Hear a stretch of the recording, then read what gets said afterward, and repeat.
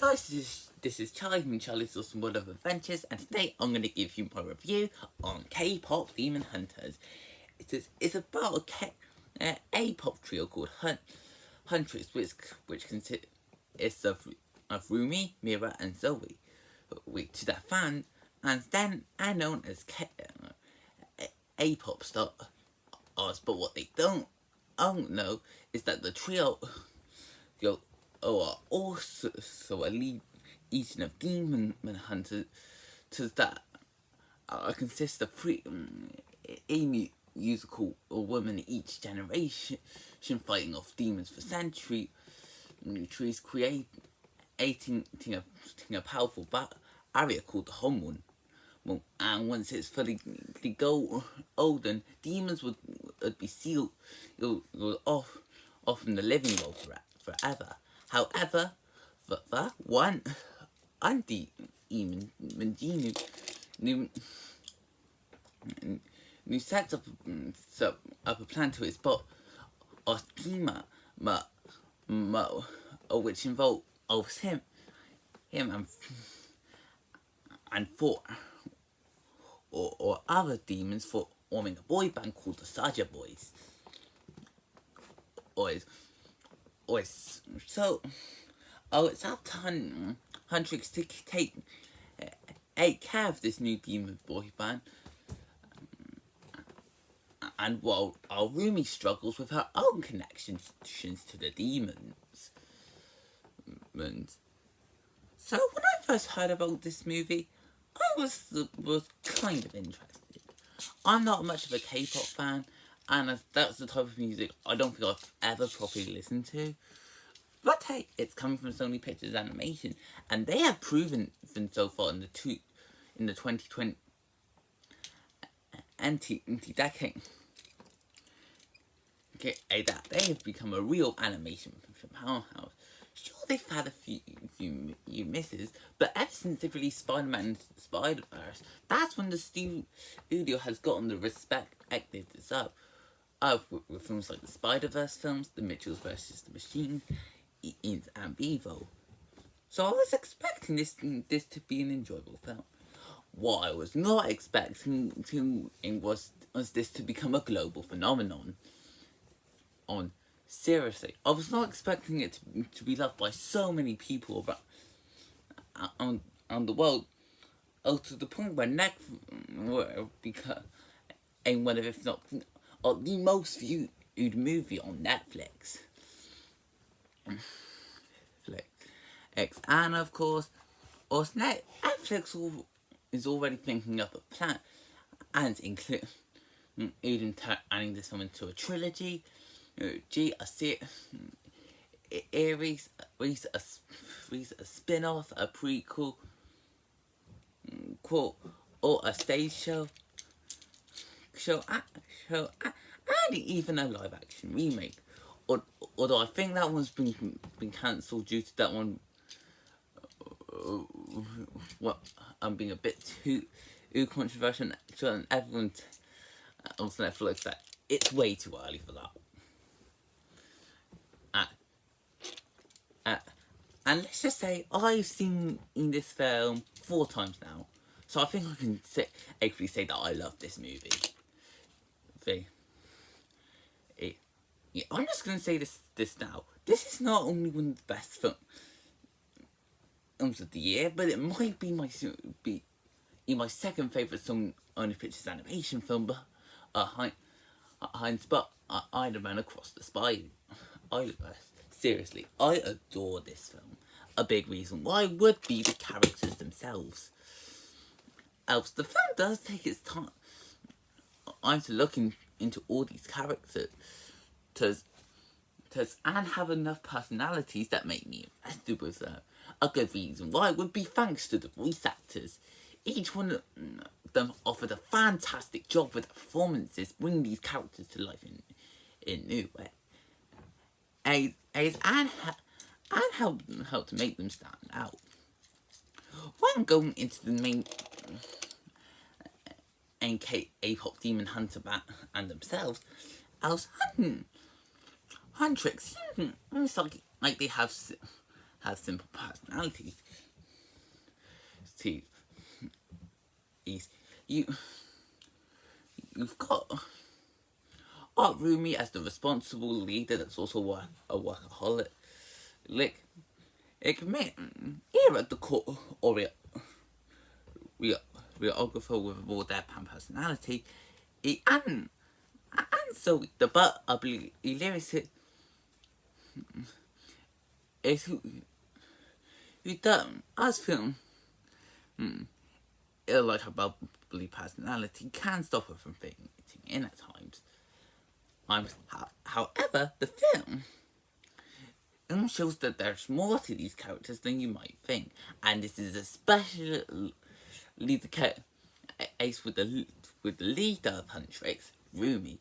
I'm just gonna go out and say it. She's probably my favourite protagonist in a Sony Pictures animation film.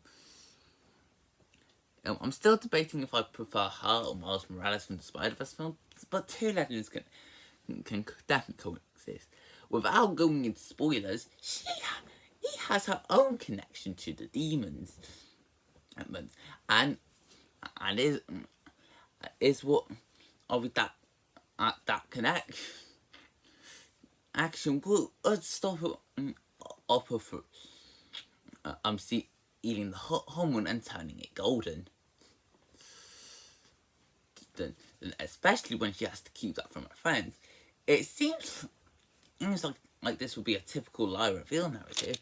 However, the film makes it understandable as to why Rumi has to keep this secret from her friends, and as she knows the consequences of what will happen if they find out. This is what makes her such a complex and interesting protagonist. Is that the viewers can easily be invested with.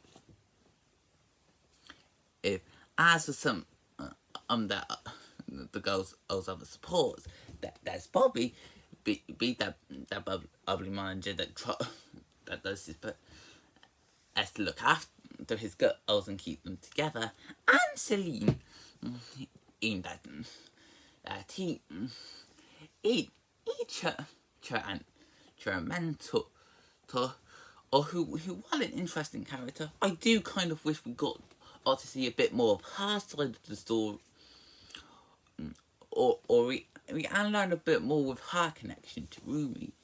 As for the demons, the ruler of them would be Kima, a tyrannical or king, in who knew east upon his souls and controls his demons with their fear, his insecurities and mistakes. And then, getting into Sergeant Boys, you have the leader and the one who follows the plan to take down Huntrix. It's Genu. On the surface, he seems like the typical villain's assistant that's willing to do everything he can to serve his master. As long as Kima gets rid of his memories in return.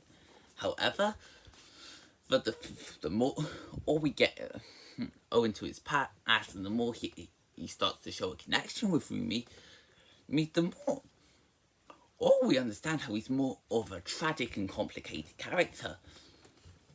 To someone that has been manipulated by Kima and is now conflicted of either carrying on with his mission so he can finally be free from his memories and past mistakes,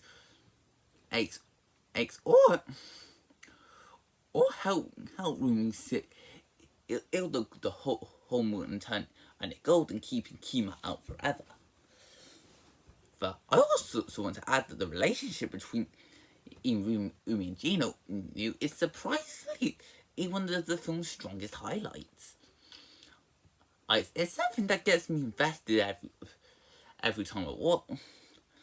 I just think in how these enemies start to form a relationship.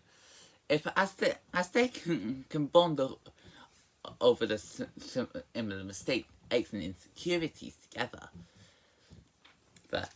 says the songs, and yet to say these songs are iconic would be an understatement. Like I said at the beginning of the review, I have very little knowledge in K-pop. So I was worried that even though I probably might end up liking the film, I wouldn't be that bothered with the songs. Yeah, this might be one of the best soundtracks in an animated film this decade. Okay. I think it's safe to say that the songs are the best things to come from this feature. And what I love about them is that they all have different styles. With the ones from Huntrix, they do a good job showing their two sides. You can there are songs that that demon hunting style I like with how it's done in Takedown, while others that show other sides I'd have wanted to connect their fans together and unite them with numbers like Golden and What It Sounds like moving into the Saja Boy or their songs would be a lot more interested. Think where they can start also off quite bubbly and cheery to win the crowd over with Soda Pop, and then become a lot more menacing in threatening with your idol. Though there's also one between Irumi and Ginu with Free, which is meant to be the film's love ballad, and it might possibly be my favourite song of the feature. Well, it's either that or Golden or What It Sounds Like, and I bet you can tell from that I can't really decide a favourite because these songs are absolute bangers. As you know when the soundtrack is good when and each song is excellent. So and the type that always gets stuck in your head. So yeah, the film has a phenomenal soundtrack. Next, there is the story. And I gotta say, this seems like it might be one of the most bland stories always out. But I mean, like a Kate Apo and that fights like demons and have to go up against a demon boy band. It sounds quite simple, but I like the type of film you would expect for a kid's film like this. But the execution makes it a lot more complicated and a lot more interesting than it sounds. And this is especially the case. Ace will help how it balances its tones. This is one of those songs that can constantly shift from its tones, where it can be hyperactive at one moment with its humour, and then get a lot more serious when it goes into the drama with Umi and her demon connections. And usually when the film flip-flops between two different tones, it can feel a bit jarring. However, the film does a fantastic job at balancing both tones. Well, I never felt outboard of either. With the humour tone, it does a good job to keep the film upbeat, and family friendly. And when the film is hilarious, they have been giving out some big laughs. As for the more serious dramatic side of the story, that's easily where I was the most invested. I really wanted to see Irumi's side of the story, or and see her deal with if the struggles with her demon actions, as well as getting invested with Gino's side of the story. Or when he starts to form a connection with Rumi, and starts to question his destiny. It's what makes the story so compelling and so interesting. I also think the film does a great job with the relationships. I've already talked about the relationship between Rooney and Ginu, but of course the main relationship you want to get right is the relationship between Huntrix themselves. Elves and the three girls elves have a fantastic chemistry. Even if they have different personalities, it is shown how much the three do care for each other and see themselves as not just friends but a family. Which keeps that bond on strong and is the bond where you want to make sure that every member when Huntrix is okay, and they all stay together. But it's what helped get me emotionally invested with the film from beginning to end. And then there is the animation. Somebody has been cooking it with that animation recently. Of course, the Spider-Verse film almost had phenomenal animation. But was there other animated films like Vivo and Mitchell also have done a great job visually. And I think it's clear from this that Sony has found their style that works for them.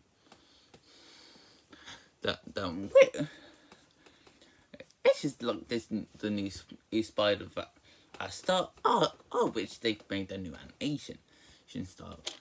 And I've got to say, this film looks incredible. With the designs, they do a great job, obviously, even realistic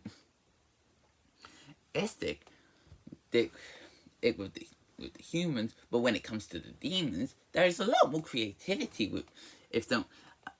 And with the film, it takes advantage of the different shapes, apes, colours, and eyes to make each demon stand out and seem like a threat in their own right. As for the character animation, that is easily the thing that helps this film stand out, with the way that the characters would move in different dynamic, quite as to fit the type of scene, even whether it be more action-packed, or more musical. With all saying that, the action scenes and musical numbers are the visual highlights.